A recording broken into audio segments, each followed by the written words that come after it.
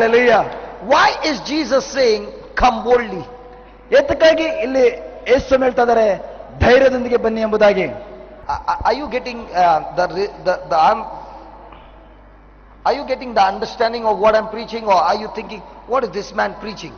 ಈಗ ದಯವಿಟ್ಟು ಇಲ್ಲಿ ನಾವು ಏನನ್ನು ಹೇಳ್ತಾ ಇದ್ದೀವಿ ಎಂಬುದಾಗಿ ನಿಮ್ಗೆ ಅರ್ಥ ಆಗ್ತಾ ಇದೆಯಾ, ಅಥವಾ ಇದೇನು ಈ ವ್ಯಕ್ತಿ ವಿಚಿತ್ರವಾದ ಒಂದು ಕಾರ್ಯ ಹೇಳ್ತಾ ಇದ್ದಾನೆ ಎಂಬುದಾಗಿ ಆ ರೀತಿ ಏನಾದ್ರು ಅನಿಸ್ತಾ ಇದೆಯಾ? Some of you might be saying, we have never heard anything like this.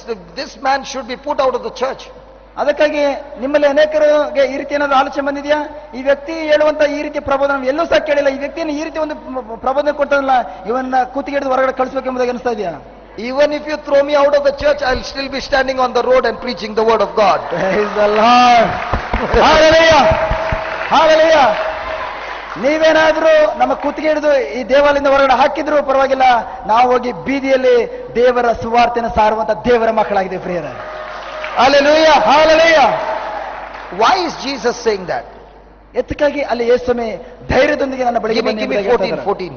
Seeing then we have a great high priest.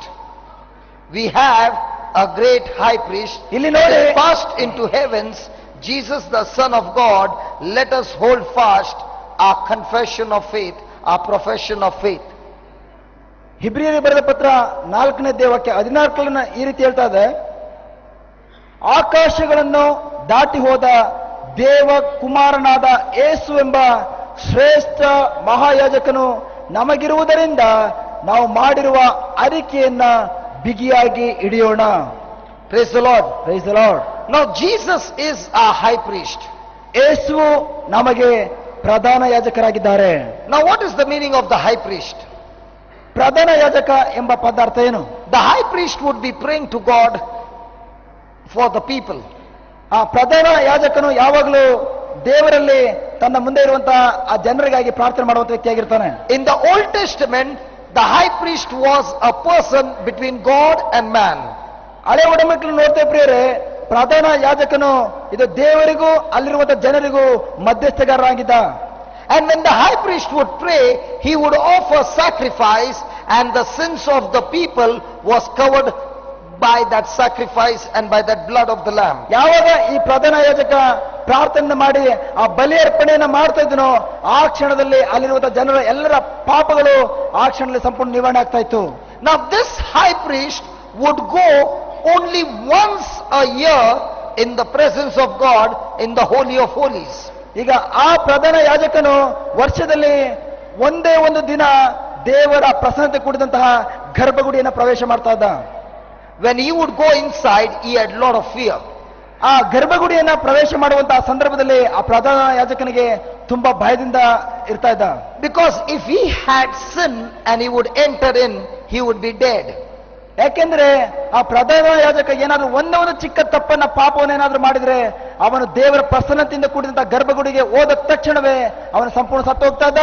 It is told that when the high priest would go inside the Holy of Holies, they would tie a rope to his legs, to one of his leg, and they would have bells on the garment, so they would be standing on the other side of the curtain listening to the sound of the bell, and if the bell sound is not there, that means he is dead. Nobody can go and bring his body out, because the next person who goes inside will be dead. So they would pull the dead body with a rope and bring the high priest's dead body out of the Holy of Holies. ಯಾವಾಗ ಈ ಪ್ರಧಾನ ಯಾಜಕನು ಆ ಗರ್ಭಗುಡಿಯನ್ನು ಪ್ರವೇಶ ಮಾಡಬೇಕಾದ್ರೆ ಕಾಲಿಗೆ ಒಂದು ಹಗ್ಗವನ್ನು ಕಟ್ಟಿಕೊಂಡು ಮೈಯಲ್ಲಿ ಒಂದು ಬೆಲ್ಟ್ ಅನ್ನು ಹಾಕಿಕೊಂಡು ಅವನು ಒಳಗಡೆ ಪ್ರವೇಶ ಮಾಡಬೇಕಾಗಿತ್ತು. ಅಲ್ಲಿ ಬೆಲ್ ಗಂಟಿ ಅವನು ಕಾಲಿಗೆ ಒಂದು ಹಗ್ಗವನ್ನ ಕಟ್ಟಿಕೊಂಡು ಬೆಲ್ಲ ಗಂಟೆಯನ್ನ ಕಟ್ಟಿಕೊಂಡು ಹೋಗ್ಬೇಕಿತ್ತು. ಯಾವಾಗ ಆ ಗಂಟೆಯ ಶಬ್ದ ಹೊಳಿತಾ ಇತ್ತು ಆಗ ಅಲ್ಲಿ ಗೊತ್ತಾಗ್ತಾ ಇತ್ತು ಇನ್ನು ಬದುಕಿದ್ದಾನೆ ಎಂಬುದಾಗಿ. ಗಂಟೆಯ ಶಬ್ದ ಯಾವಾಗ ಬರ್ಲಿಲ್ವೋ ಆಗ ಅವರಿಗೆ ಗೊತ್ತಾಗ್ತಾ ಇತ್ತು, ಆ ಶಬ್ದವನ್ನು ಕೇಳಿಸ್ಕೊಳ್ತಾ ಇದ್ರು. ಆ ಶಬ್ದ ಏನಾದ್ರೂ ಬರಲಿಲ್ಲ ಅಂದ ತಕ್ಷಣವೇ ಅವನಲ್ಲಿ ಸತ್ತು ಹೋಗಿದ್ದಾನೆ ಎಂಬುದಾಗಿ ಗೊತ್ತಾಗ್ತಾ ಇತ್ತು. ಆಗ ಯಾವ ಕಾರಣಕ್ಕೂ ಇವರು ಹೋಗಿ ಗರ್ಭಗುಡಿ ಒಳಗಡೆ ಆ ವ್ಯಕ್ತಿಯನ್ನ ಆ ಹೆಣವನ್ನ ತೆಗೆದುಕೊಂಡು ಬರ್ಲಿಕ್ಕೆ ಸಾಧ್ಯ ಆಗ್ತಿರ್ಲಿಲ್ಲ. ಯಾಕಂದ್ರೆ ಯಾರು ಆ ದೇವರ ಪ್ರಸನ್ನತೆ ಕೂಡಿದಂತಹ ಗರ್ಭಗುಡಿಯನ್ನ ಬೇರೆ ಯಾವುದೋ ಒಂದು ವ್ಯಕ್ತಿ ಪ್ರವೇಶ ಮಾಡಿದಲ್ಲಿ ಆ ವ್ಯಕ್ತಿ ಸತ್ತು ಹೋಗ್ತದ. ಅದಕ್ಕಾಗಿ ಆ ಪ್ರಧಾನ ಯಾಜಕನ ಕಾಲಲ್ಲಿದ್ದಂತಹ ಹಗ್ಗದ ಮೂಲಕ ಆ ಪ್ರಧಾನ ಯಾಜಕನ ಹೆಣವನ್ನ ಹೊರಗಡೆ ತೆಗೆದುಕೊಳ್ಬೇಕಿತ್ತು. So the high priest would always enter the Holy of Holies once a year with fear, because he never knew whether he would come back alive. ಯಾಕೆಂದ್ರೆ ಆ ಪ್ರಧಾನ ಯಾಜಕನು ವರ್ಷಕ್ಕೆ ಒಮ್ಮೆ ಮಾತ್ರ ದೇವರ ಪ್ರಸನ್ನತೆ ಕೂಡಿದಂತಹ ಗರ್ಭಗುಡಿಗೆ ಹೋಗ್ಬೇಕಾಗಿತ್ತು. ಆ ಗರ್ಭಗುಡಿಗೆ ಹೋಗುವಂತ ಸಂದರ್ಭದಲ್ಲೂ ಕೂಡ ಅವನು ಭೀತಿಯಿಂದ ಅವನು ಒಳಗಡೆ ಪ್ರವೇಶ ಮಾಡ್ತದ. ಏಕೆಂದ್ರೆ ನಾನು ಒಳಗಡೆ ಹೋದ್ಮೇಲೆ ನಾನು ಹಿಂದಿರುಗಿ ಬರ್ತೇನೋ ಇಲ್ಲವೋ ಎಂಬ ಆ ಭಯದಿಂದ ಹೋಗ್ತಾ ಇದ್ದ. So Jesus is the high priest who died on the cross when he said it is finished, and he rose again because he committed no sin. ಈಗ ಅಲ್ಲಿ ನಾವು ನೋಡ್ತೇವೆ, ಪ್ರಧಾನ ಯಾಜಕರಾಗಿರುವಂತಹ ಪ್ರಭು ಯೇಸು, ಹೊಸ ಒಡಂಬಡಿಕೆಯಲ್ಲಿರುವಂತಹ ಈ ಪ್ರಭು ಯೇಸು, ಪ್ರಧಾನ ಯಾಜಕರಿರುವಂತಹ ಈ ಪ್ರಭು ಯೇಸು, ಇದು ಯಾವಾಗ ಶಿಲುಬೆಯಲ್ಲಿ ಮರಣ ಹೊಂದಿ ಇದು ಆ ಹೊಂದುವಂತ ಸಮಯದಲ್ಲಿ ಇದೆಲ್ಲವೂ ಮುಗಿಯಿತು ಎಂಬುದಾಗಿ ಹೇಳಿದ್ರು, ಅದೇ ಕ್ಷಣದಲ್ಲಿ ಅವರು ಸತ್ತು 3ನೇ ದಿನದಲ್ಲಿ ಪುನರುತ್ತರಾದ್ರು. Hallelujah. Hallelujah. And this Jesus who is the high priest is not on this planet earth like the high priest in the old covenant. He is right there into heaven, seated at the right hand of God Almighty. ಈಗ ಅದೇ ಪ್ರಭು ಯೇಸು ಇಡೀ ನಮ್ಮೆಲ್ಲರಿಗಾಗಿಯೂ ಪ್ರಧಾನ ಯಾಜಕರಾಗಿ, ತಂದೆಗೂ ಮತ್ತು ನಮಗೂ ಮಧ್ಯದಲ್ಲಿ ಒಂದು ಪ್ರಧಾನ ಯಾಜಕನಾಗಿ ದೇವರ ಬಲಪಾರ್ಶ್ವದಲ್ಲಿ ಕುಳಿತುಕೊಂಡು ನಮಗೆ ಮಧ್ಯಸ್ಥಗಾರರಾಗಿದ್ದಾರೆ. And he is the Son of God. ಇವರು ದೇವರ ಪುತ್ರರಾಗಿದ್ದಾರೆ. Now he is saying, now this is what Jesus is saying, let us hold fast to our profession. Let us hold fast our confession. Let us hold fast our faith. ಅದಕ್ಕಾಗಿ ಇಲ್ಲಿ ಹೇಳ್ತಾ ಇದೆ, Put it in Kannada so that he gets the right word. ಅವರು ಪ್ರಧಾನ ಯಾಜಕರಾಗಿರುವುದರಿಂದ ನಾವು ನಿವೇದಿಸುವ ವಿಶ್ವಾಸದಲ್ಲಿ ಸದೃಢರಾಗಿರಬೇಕು. Hallelujah. Hallelujah. Why is Jesus saying hold fast to your confession? ಇಲ್ಲಿ ಹೇಳ್ತಾ ಇದ್ದಾರೆ, ಯೇಸುಸ್ವಾಮಿ ನೀವು ಮಾಡಿರುವ ಅರಿಕೆಯನ್ನ ಬಿಗಿಯಾಗಿ ಹಿಡಿದುಕೊಳ್ಬೇಕೆಂಬುದಾಗಿ. Let's say you took a scripture from 1 Peter 2:24 that by the wounds of Jesus you were healed. ಈಗ ಈ ರೀತಿ ನಾವು ತಿಳ್ಕೊಳ್ಳೋಣ.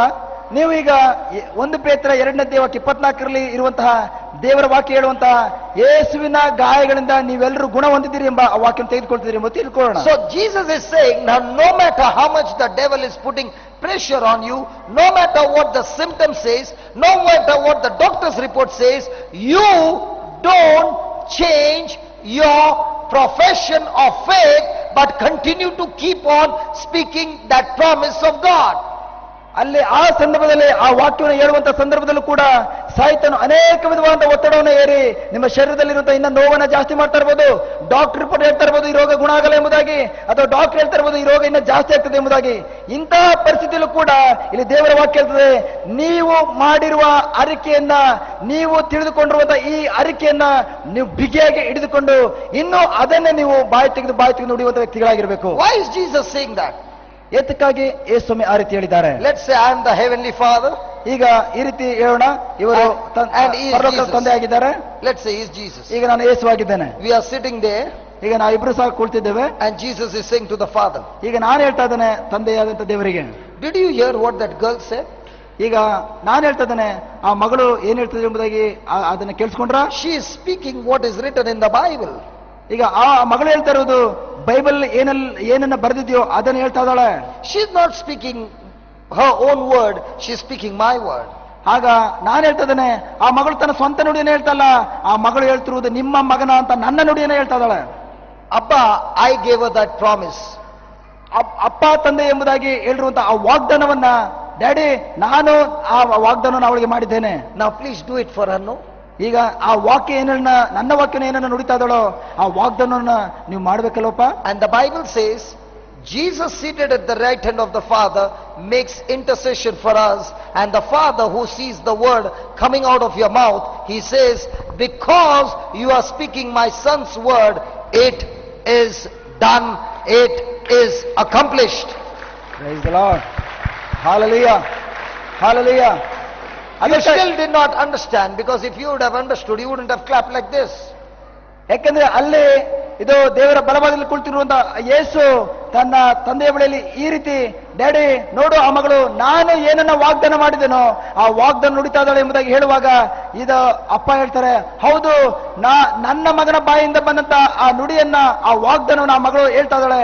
ಅದಕ್ಕಾಗಿ ಆ ವಾಗ್ದಾನ ಏನನ್ನ ಹೇಳ್ತಾ ಇದೆಯೋ ನನ್ನ ಮಗನ ಬಾಯಿಂದ ಬಂದಂತ ನುಡಿ ಏನ್ ಹೇಳ್ತಾ ಇದೆಯೋ ಅದೇ ನುಡಿಯನ್ನ ನಾನು ಕಾರ್ ರೂಪದಲ್ಲಿ ತೋರಿಸಬೇಕೆಂಬುದಾಗಿ ಅದೇ ಕ್ಷಣದಲ್ಲಿ ನಿಮಗೆ ನೆರವೇರಿಸಿಕೊಡುವಂತ ದೇವರಾಗಿರ್ತಾರೆ. ಪ್ರೈಸ್ ದಿ ಲಾರ್ಡ್, ಹalleluya. Let me make you understand. Let me make you understand. Supposing you went to a shop ಈಗ ನೀವು ಒಂದು ಯಾವುದೋ ಒಂದು ಶಾಪ್ಗೆ ಹೋಗಿದ್ದೀರಿ ಎಂದು ತಿಳ್ಕೊಳ್ಳಿ. and you gave him 500 rupees. ಆಗ ನೀವು ಅಲ್ಲಿರುವಂತ ವ್ಯಕ್ತಿಗೆ 500 ರೂಪಾಯಿ ನೀವು ಕೊಡ್ತೀರಿ. Gandhi, one note Gandhi, 500 rupees. 500 ರೂಪಾಯಿ, ಅದರಲ್ಲಿ ಒಂದು ಗಾಂಧಿಯ ತಲೆ ಇರುವಂತಹ 500 ರೂಪಾಯಿ ನೋಟನ್ನು ಕೊಡ್ತಾ ಇದ್ದೀರಿ.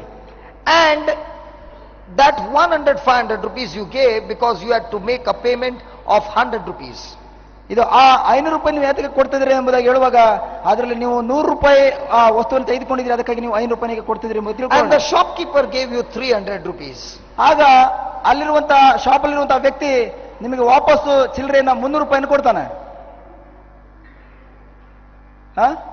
So what will you do?